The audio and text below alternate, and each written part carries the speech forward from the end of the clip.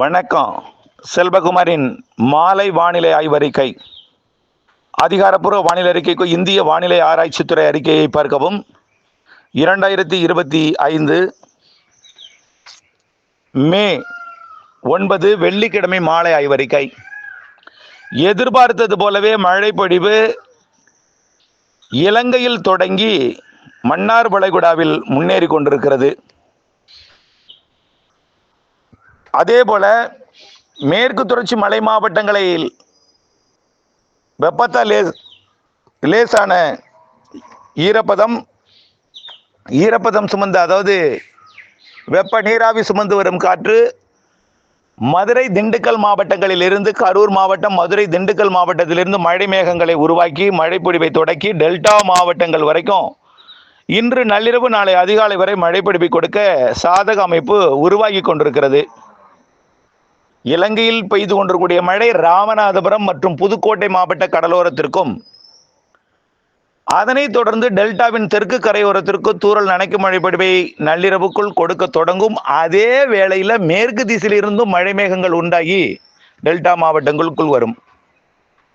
ஆக இன்றைய மழைப்பொழிவு இன்னும் சற்று நேரத்தில் ஒரு 6 மணி 7 மணிக்குள் மதுரை, திண்டுக்கல், கரூர், திருச்சி தெற்கு, திருச்சி மாநகரத்துக்கு கூட வாய்ப்பு இருக்கிறது உருவாகி, பிறகு புதுக்கோட்டை, சிவகங்கை, ராமநாதபுரம் மற்றும் தஞ்சாவூர், திருவாரூர், நாகப்பட்டினம், காரைக்கால், மயிலாடுதுறை, அரியலூர், பெரம்பலூர், கடலூர் மற்றும் புதுச்சேரி, கள்ளக்குறிச்சி, விழுப்புரம் ஆகிய மாவட்டங்களுக்கு இன்றைக்கு நள்ளிரவு நாளை அதிகாலை வரை, அதாவது மேற்கு மாவட்டங்களில் முன்னிரவு தொடங்கும், கடலோரத்தை நெருங்க நள்ளிரவாகும், கடல் ஓரத்திற்கு அதிகாலையில் கொடுக்கும், காலை வரை கூட சில இடங்களில் மழைப்பொழிவு தொடர வாய்ப்பு இருக்கு. கடலோரத்தில் மயிலாடுதுறை, கடலூர் மற்றும் டெல்டா மாவட்டங்களின் கடலோர பகுதிகளில் அதிகாலை காலை வரைக்கும் கூட மழைப்பொழிவு தொடர வாய்ப்பு இருக்கிறது.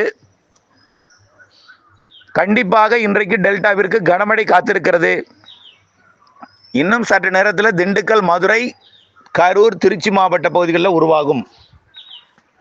நாளை 10ஆம் தேதி வடகடலோரத்திற்கும் வாய்ப்புண்டு. இந்திய வானிலை ஆய்வு நிறுவனம் இன்றைக்கு வேலூர், திருப்பத்தூர், திருவண்ணாமலை போன்ற மாவட்டங்களுக்கு கனமழை எச்சரிக்கை கொடுத்திருக்கிறார்கள். அது நாளைக்கு கொடுக்கும் என்று எதிர்பார்க்கப்படுகிறது.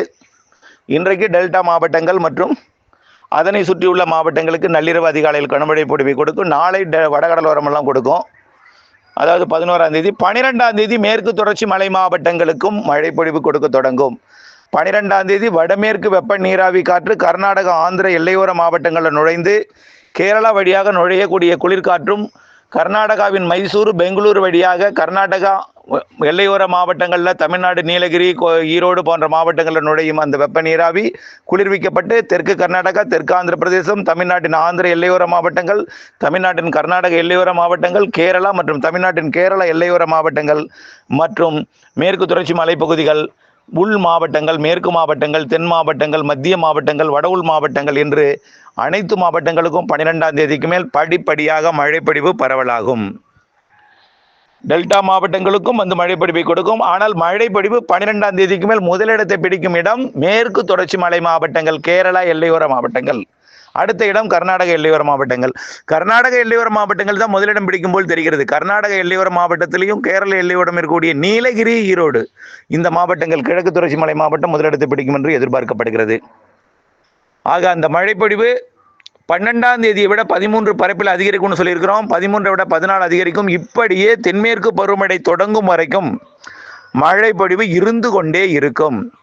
தற்பொழுது இருக்கக்கூடிய இந்த வெப்பம் கண்டிப்பாக குறையும். புழுக்கம், வியர்வை இருந்து கொண்டிருக்கிற நிலையில் இந்த புழுக்கம், வியர்வையும் குறைந்து இதமான வெப்பம் நிலவும்.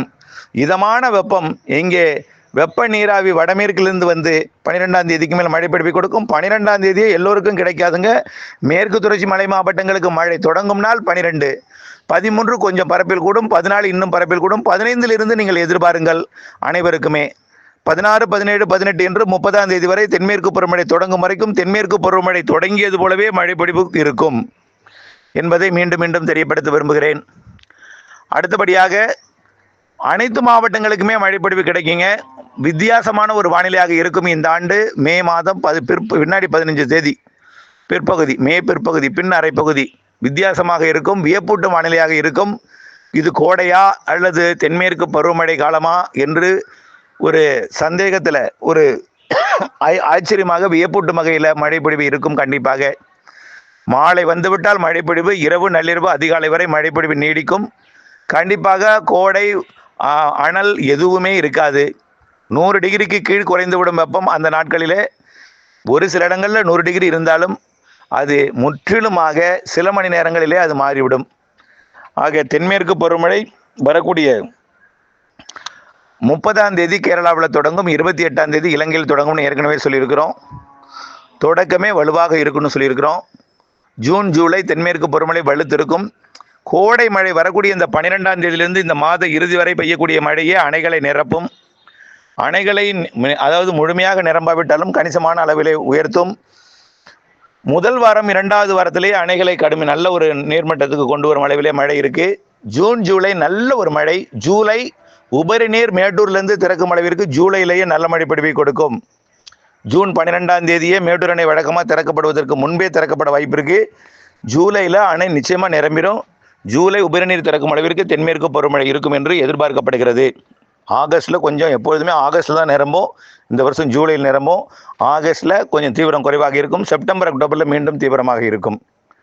ஆக தென்மேற்கு பருவமழை குறித்த சந்தேகம் எதுவும் வேண்டாம். நல்ல மழை காத்திருக்குது. 2025 நல்ல ஒரு தென்மேற்கு பருவமழையும் மிக அதிகமான ஒரு வடகிழக்கு பருவமழையும் சிறு நிகழ்வும் வலுவான மழை தரும், வலுவான நிகழ்வும் இருக்கிறது. சிறு நிகழ்வும் வலுவான மழை தரும் என்பதையும் ஏற்கனவே சொல்லியிருக்கிறோம். 2025 இருவேறு பருவமழையுமே சராசரிக்கு கூடுதல். கோடை மழையும் சராசரி கூடுதல்னா இப்போ வரைக்கும் சராசரி கூடுதல் தான் பொழிந்திருக்கு. இன்னும் மிகுதியாக்க போகிறது. இன்னும் வரக்கூடிய 15-20 நாள் மழைப்பொழிவு இன்னும் மிகுதியாக்க போகிறது சராசரியை என்பதை தான் திரும்ப திரும்ப உறுதிபட தெரிவித்துக் கொண்டிருக்கிறேன். அதே போல நீங்கள் அனைத்தும் வானிலையோடு இணைந்திருந்து வானிலை அறிக்கை அறிந்து திட்டமிட்ட வேளாண்மை செய்திடவும், அறுவடையை விரைந்து முடித்திடவும், அனைத்து பணிகளும் வானிலை அறிக்கையோடு இணைந்திருந்து அதற்கேற்ற திட்டங்களை வகுத்துக் கொள்ளவும் அன்போடு கேட்டுக்கொள்கிறேன். தினசரி அப்டேட்ஸ் அறிந்து பணி செய்திருக்க. அதே போல அறுவடை, விதைப்பு, பூச்சி விரட்டி அடித்தல், சாலை போடுதல் மற்றும் தூர்வாறுதல் மற்றும் செங்கல் சூளை உப்பளப்பணி அனைத்திற்குமே மழை வாய்ப்பு, அதாவது மழை இடையூறுகள் இருக்கிறது என்பதை நினைவில் கொள்ளவும் அப்டேட்ஸ் அறிந்து பணி செய்ய அன்போடு கேட்டுக்கொள்கிறேன். மீண்டும் ஒரு முறை தலைப்புச் செய்தியாக, இன்று இரவு மழை பிடிப்பு டெல்டாவிற்கு வரும். நாளை அதிகாலை வரை ஆங்காங்கே பொழியும். இது மதுரை, திண்டுக்கல் தொடங்கி கடலூர், மயிலாடுதுறை மற்றும் டெல்டா மாவட்டங்கள் நாகப்பட்டினம், காரைக்கால், தஞ்சாவூர், திருவாரூர், நாகப்பட்டினம், புதுக்கோட்டை, கடலோரம், ராமநாதபுரம் வரைக்கும் நல்ல ஒரு மழைப்பிடிப்பு நள்ளிரவுக்கு பிறகு அதிகாலை கொடுக்க இருக்கிறது. அதோட தொடக்கம் திண்டுக்கல், மதுரை, திருச்சி, கரூர் மாவட்ட எல்லைப்பகுதியில் இருக்கும் என்று எதிர்பார்க்கப்படுகிறது. இணைந்திருங்கள் அப்டேட்ஸுடன். நன்றி.